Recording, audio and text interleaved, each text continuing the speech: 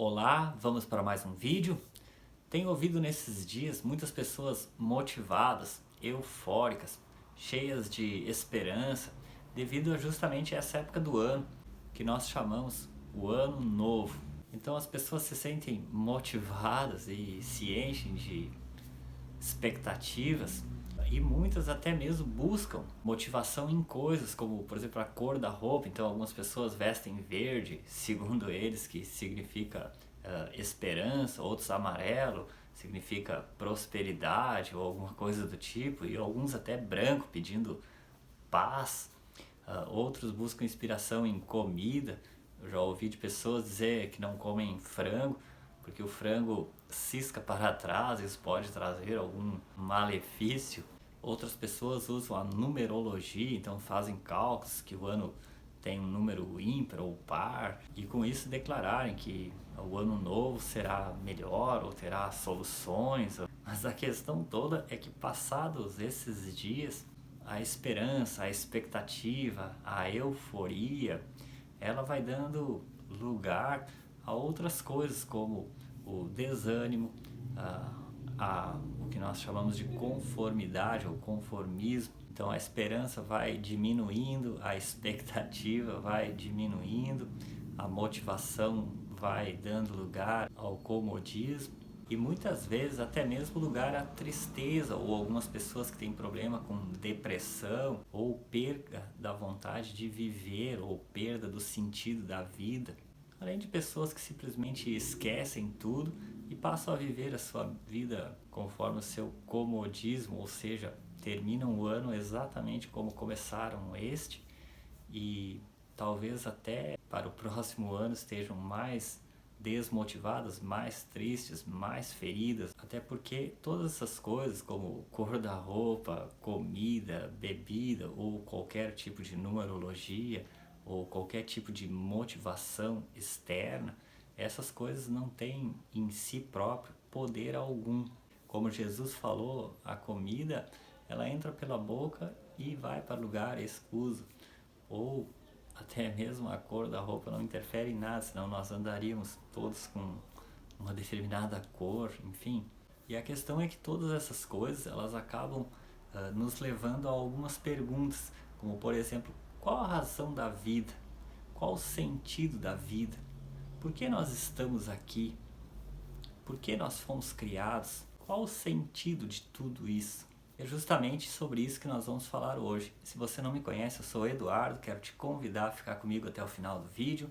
Também quero te convidar a fazer parte aqui do canal, curta, compartilhe com seus amigos, inscreva-se no canal, comente ou até mesmo mande uma sugestão para os próximos vídeos. E desde já o meu muito obrigado.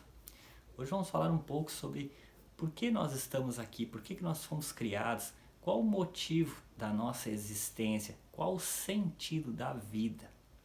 Talvez muitos de nós já nos fizemos essa pergunta, ou talvez algum dia você ainda vai fazer essa pergunta, e eu até recomendo que os jovens possam questionar isso, justamente para que ao final das suas vidas não tenham a sensação de derrota ou a sensação de ter gasto seus dias em coisas inúteis ou coisas vãs, a sensação de ter perdido sua vida ou gastado seus dias em vão. E muitas pessoas têm buscado o sentido da vida ou uma razão para a sua vida em muitas coisas, na ciência, na física, na arqueologia ou em vários lugares, com filósofos ou com psiquiatras ou até mesmo em remédios. Mas a questão toda é que essas respostas, na verdade, elas estão bem diante dos nossos olhos e são respondidas justamente por Ele, o autor da vida,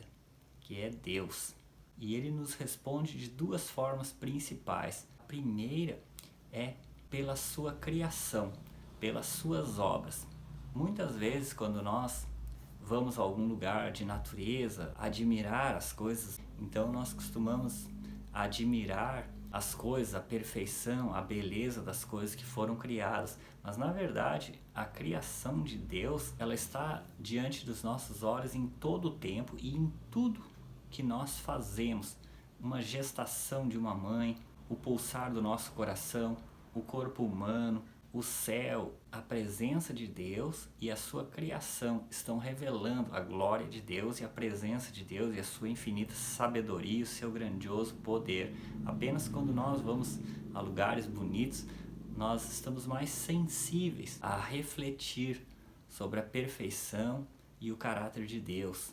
E justamente Gênesis capítulo 1 fala que Deus criou todas as coisas e Deus disse: haja o sol, haja estrelas, haja o mar. Todas as coisas que nós vemos foram criadas por Deus, de forma que toda a criação ela teve um motivo, uma razão: o ser humano. O ser humano é a obra-prima de Deus, é o motivo, a razão de toda a criação, justamente porque após Deus ter criado todas as coisas de um modo perfeito, em que o ambiente estava perfeito, então Deus criou o homem com a seguinte frase: façamos o homem à nossa imagem e semelhança. E assim Deus nos fez. Portanto, nós somos a obra-prima de Deus, o motivo, a razão de toda a criação. Se você contempla a natureza e acha bonito, saiba que todas as coisas foram feitas para você. Você é o objetivo de toda a criação. Para que fique bem claro, então Deus também revelou através da sua palavra. Então, 1 João capítulo 4, versículo 7, fala que Deus é amor. Só que amor não é simplesmente um pronome em que nós definimos: olha, você vai ser amor, a outra pessoa vai ser saudade ou qualquer outra coisa do tipo. Amor é justamente um conjunto de ações visando alguém, centralizada em alguém ou alguma coisa. No caso, o ser humano. O ser humano é a razão do amor de Deus, é o objeto a ser amado. Deus só pode ser amor se Ele ama. Portanto, nós somos o objeto a ser amado, ou o ser a ser amado por Deus. Por isso, Deus é amor. Portanto, a razão de nós existirmos, a nossa existência, ela está fundamentada porque Deus é amor e nós somos o objeto a ser amado. Nós somos a razão de toda a criação e de toda a existência. Ninguém nasceu por um acaso. Mesmo quando você se sente triste, abandonado, rejeitado, só ou qualquer outro sentimento ruim, saiba que naquele momento você pode estar se sentindo assim, mas você é fruto do sonho de Deus. Você não nasceu do acaso. Você é alguém projetado, amado por Deus. E talvez você me pergunte: mas qual o sentido da minha vida então? Efésios capítulo 1, versículo 4 fala que desde a fundação do mundo, Deus nos predestinou em Cristo Jesus para Ele, para que andássemos em santidade, em perfeição e em amor.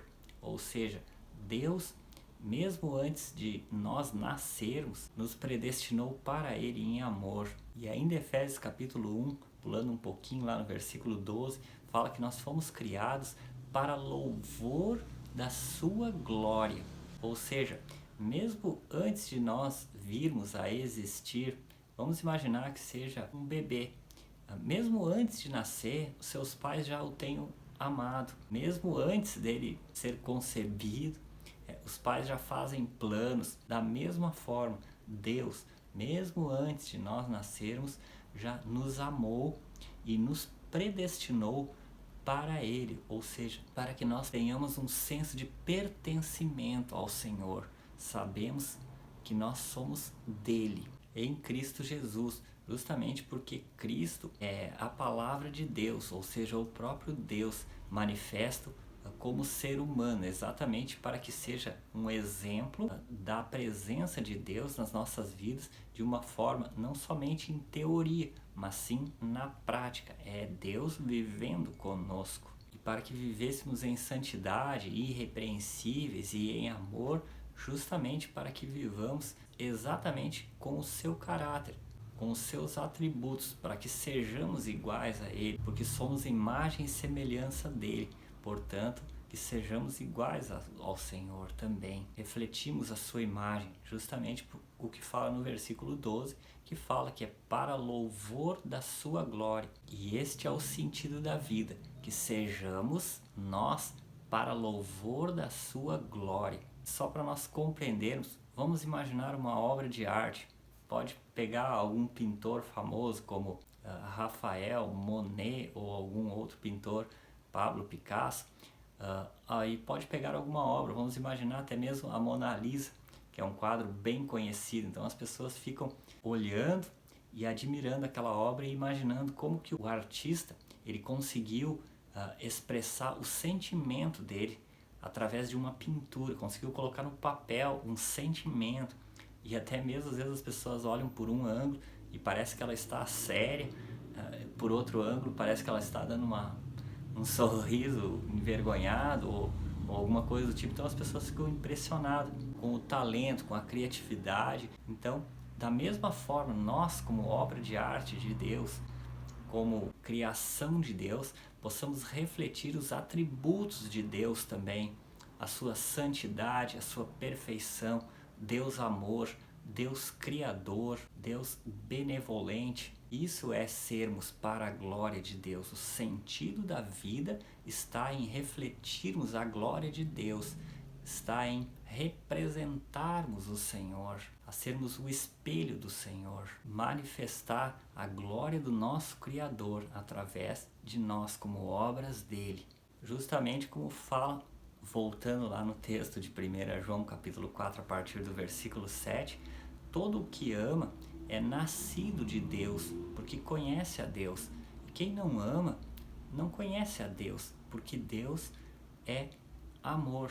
Quando Jesus falou, por exemplo, que nós não devemos amar os nossos pais, a nossa mãe, ou irmão, ou tio, mais do que a Ele, na verdade Jesus não está falando que nós não devemos amar essas pessoas, mas sim que amar a Deus está acima dessas coisas, porque nós iremos amar as pessoas justamente porque nós amamos a Deus e o amor de Deus está em nós.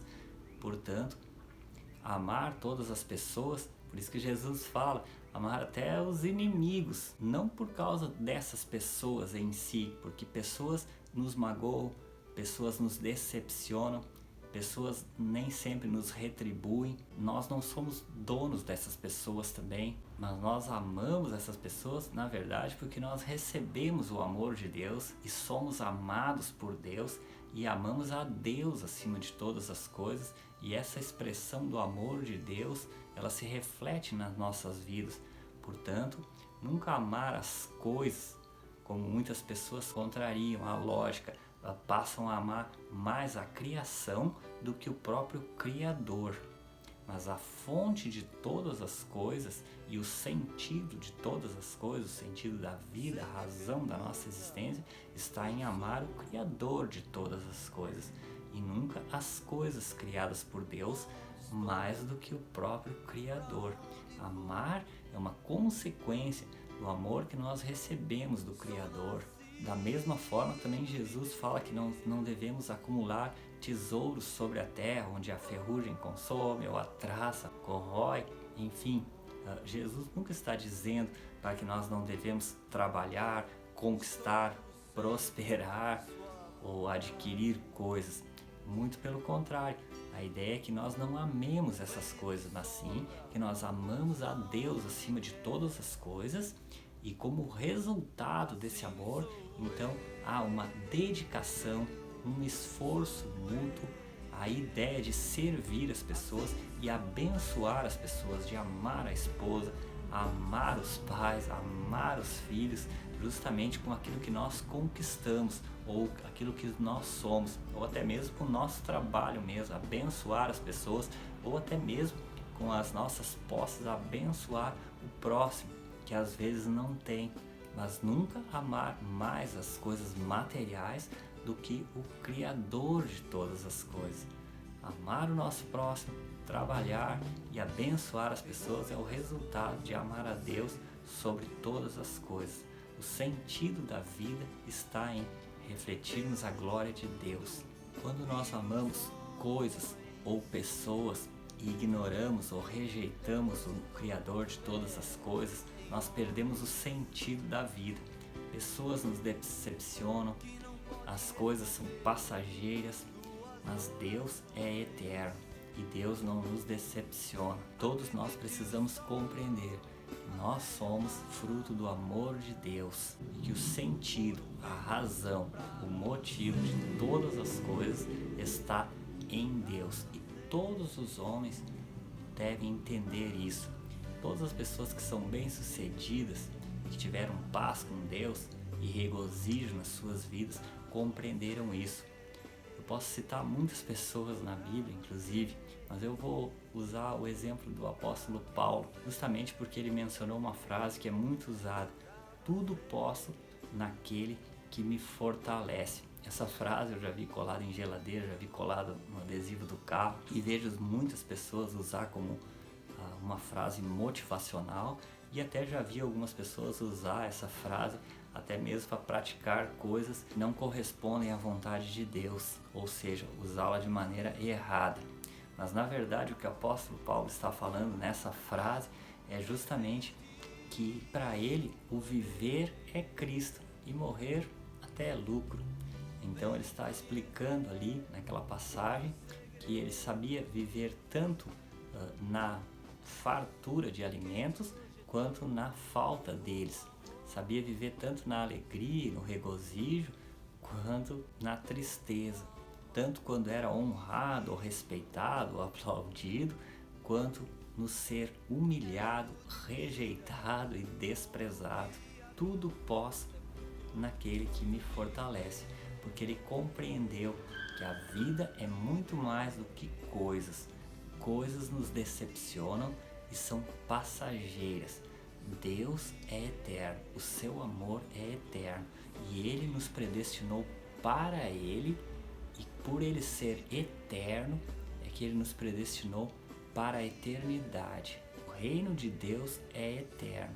Essa passagem aqui que nós temos nesse mundo é somente para nós refletirmos a sua glória por um tempo e para que nós tenhamos esse tempo realmente de escolher a quem nós amamos e o que é mais importante para nós, se nós amamos verdadeiramente a Deus ou se nós não o amamos o suficiente para querer passar a eternidade com Ele e dessa forma morrermos exatamente como todas as coisas desse mundo, que são passageiras e a traça consome, a ferrugem consome e não são eternos. Jesus falou: passará os céus e a terra, mas as minhas palavras não passarão. Talvez nesses próximos 365 dias do ano nós passaremos por dificuldades. Alguns dias vamos chorar, alguns dias vamos ter fartura, talvez vamos ser humilhados, rejeitados, em outros seremos exaltados, mas tudo posso naquele que me fortalece. Quero te abençoar em nome de Jesus e que nós possamos levantar a cada dia sabendo que nós somos fruto do amor de Deus, obra-prima de Deus, e nós somos para louvor da sua glória, para todo sempre. Em nome de Jesus, Deus te abençoe e até o próximo vídeo.